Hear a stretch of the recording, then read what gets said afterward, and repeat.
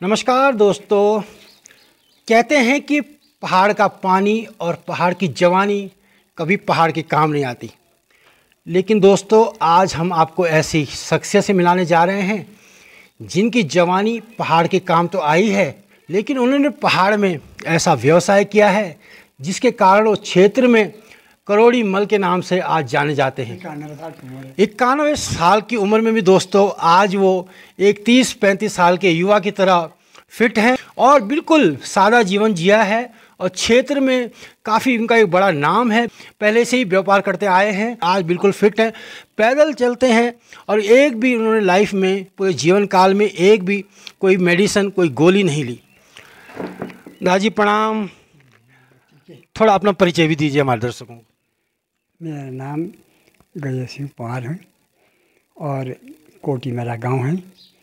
अब जो है जब से ये रोड चालू हुई तब से मैं नैनबाग रहता हूँ। पहले हम लोग पैदल मसूरी जाते थे, अपने पीठ में बोझा लाते थे। अब 1961-62 में जब चाइना के साथ लड़ाई हुई तो ये रोडें खुली हमारी, तब अब जो है तब मैं नैनबाग बस गया। अब मैं नैनबाग व्यापार करता था, अब काफ़ी बूढ़ा हो गया, व्यापार भी छोड़ दिया और अब नैनबाग ही रहता हूँ मैं। तो मेरा जीवन बहुत संघर्षमय जीवन रहा। सबसे पहले तो हमने गरीबी भी देखी, खूब पैसा कमाया, अमीरी भी देखी, लेकिन ज्ञान आदमी को जो है वो हमेशा गरीबी में मिलता है, अमीरी में कभी नहीं मिलता। बताते हैं जाके पाँव न फटे बियाई सो क्या जाने पीर पर आए।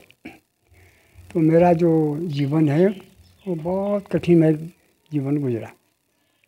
ज़िंदगी में दिल्ली से माल लाते थे, सारे क्षेत्र में बेचते थे, गांव-गांव बेचते थे। किस टाइप का माल लाते थे आप? हम लाते थे चूड़िया लाते थे और कपड़ा लाते थे, उसको अपने आप सिलता था मैं और अपने आप में सिलता था उस समय। और ऐसा ज़माना था कि बहुत सस्ता ज़माना था, बदले में पैसा नहीं था, पैसे की बहुत कमी थी। तो जितनी भी महिलाएं चूड़िया पहनती थी वो हमको जो है वो राजमा देती थी, अनाज देती थी उसके बदले। और जो मर्द लोग हैं वो हमारे यहाँ उस समय पायजामा नहीं पहनते थे, पैंट कोई नहीं पहनते थे, सिर्फ अपना लंगोट पहनते थे। जब गांव जाते थे तो जंगिया ले जाते थे। तो वो जंगिया जो है हमारा क्या उसका नाम 12 आने में बनता था, आना चाहता था उसमें 12 आने में, और 2 आना हम सिला लेते थे, 14 आने में बनता था। और उसमें हम एक सेर घी लेते थे। वो लोग बोलते थे भाई पैसा तो लाला जी है नहीं, अब भाई हम मेरे पास घी है। तो एक सेर घी जो है लगभग 1 किलो के करीबन बनता था, 1 किलो यूँ। तो वो हम मसूरी में जो है अपने पीठ में ले जा करके या घोड़ों पर ले जा करके वो 3 रुपये सेर बेचते थे। तो कहाँ तो 12 आना, कहाँ 3 रुपये। तो उस समय हमने बहुत पैसा कमाया। और इस समय आप 91 साल के हैं और स्वस्थ हैं, और हमने सुना है कि आपने अपने पूरे जीवन काल में कोई दवाइयाँ नहीं ली। तो इसका क्या राज आपकी इतनी अच्छी सेहत का? देखो जी, दवाई आदमी क्यों खाता है? जितने भी प्राणी हैं उनको सबको जीवन प्यारा है। आपने देखोगे जितने भी प्राणी हैं कोई दवाई खाते हैं न, या कभी चश्मा लगाते हैं, न कभी ये बीमार होते हैं, न इनका बीपी कभी हाई होता है। तो क्या खाते हैं? मैं बताऊं कि जो ये गाड़ियाँ चलती है आपकी लोहे की, ये चलती है पेट्रोल से, डीजल से, और ये शरीर की गाड़ी चलती है भोजन से। तो बताते हैं जैसा खाओ अन्न ऐसा बने मन।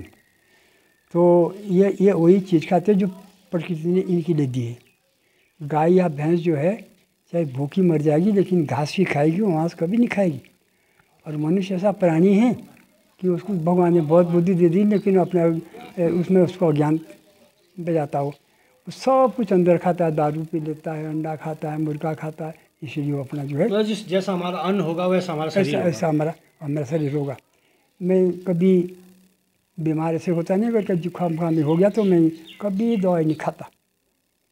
बुखार ये दिन रहेगा, 2 दिन या तीसरे दिन तो कभी नहीं रहता। वो जल्दी रहता क्या करना यहाँ, ना तो दवाई देता है ना ये क्या उसका नाम खाना देता है।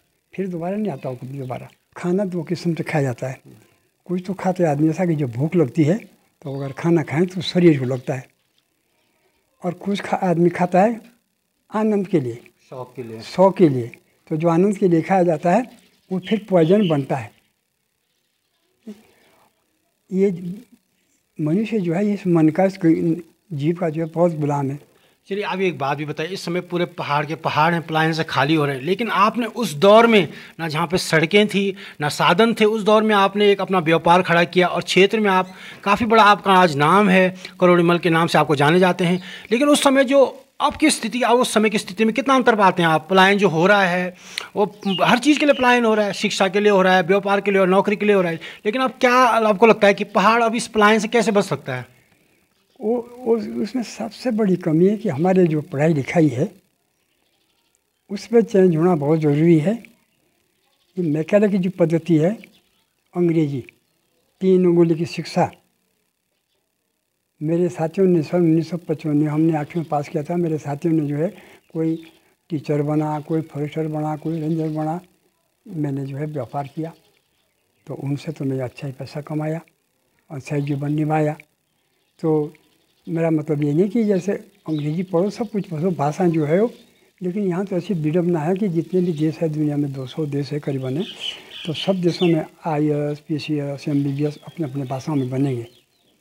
यहाँ तो जो अंग्रेजी नहीं जाना वो जो है वो MBBS नहीं बन सकता, इंजीनियर नहीं बन सकता। यहाँ की व्यवस्था अंग्रेजी पे टिकी हुई है। अंग्रेजी में लिखिए, अंग्रेजी चीज़ें अंतर्राष्ट्रीय भाषा है, जरूर पढ़नी चाहिए। अगर हमारा बच्चा कहीं विदेश में जाएगा, अंग्रेजी में जानेगा तो वहाँ उसको दिक्कत हो जाएगी।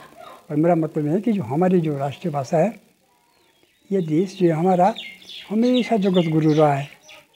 लेकिन ऐसी विडम्बना हुई कि इस देश में जो है बहुत अत्याचार हुए। पहले अंग्रेजों ने लूटा, मुगलों ने लूटा, यहाँ तक है कि 17 बार तो मोहम्मद गजनी ने यहाँ हमले किए, यहाँ का धन भी ले गया, यहाँ की विद्या भी ले गई। आज दुनिया में कहते हैं कि हम तो बहुत आगे बढ़ गए विज्ञान में। अरे भाई आगे क्या बढ़ गए? अगर आप लोग इतिहास पढ़ें तो हम तो सबसे आगे थे।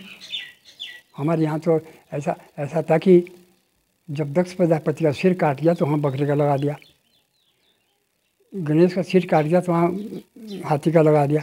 तो ज़रा ये मुल्क के किसी का सिर काट के दूसरा लगा दो, तो अभी तक वहाँ पे ज्ञान पहुँचा नहीं।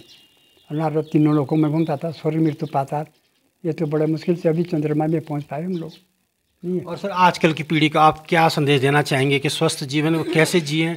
और आजकल इतना काम का प्रेशर है बच्चों में, इतना स्ट्रेस है पढ़ाई का, तो उससे बाहर कैसे आ सकते हैं बच्चे? आजकल दिक्कत, हमारे टाइम जब शादी ब्याह होती थी तो हमेशा माँ बाप की चेंज पे होती थी। अब ये देखते थे भाई हमने अच्छी खानदान खिलानी है। आज ऐसा नहीं है। आज तो इंटरव्यू है, आज तो कुछ शादियाँ तो फ़ोन से होती है, 2-4 साल चलती है, उसमें आपस में बनता नहीं है, शादी जो है वो तलाक हो जाती है। हमारे यहाँ ऐसा नहीं था। हमारे यहाँ तो ऐसा था कि जो साथ फेरे होते थे कि पति पत्नी साथ रहेंगे और हमारा जो दुख सुख जो साथ बांटेंगे, शमशान घाट तक हम साथ ही रहेंगे। हम जब तक हम पाश्चात्य सभ्यता जो हमने अपना ली है, ये हमारे लिए जो है बहुत हानिकारक है, बहुत हानिकारक।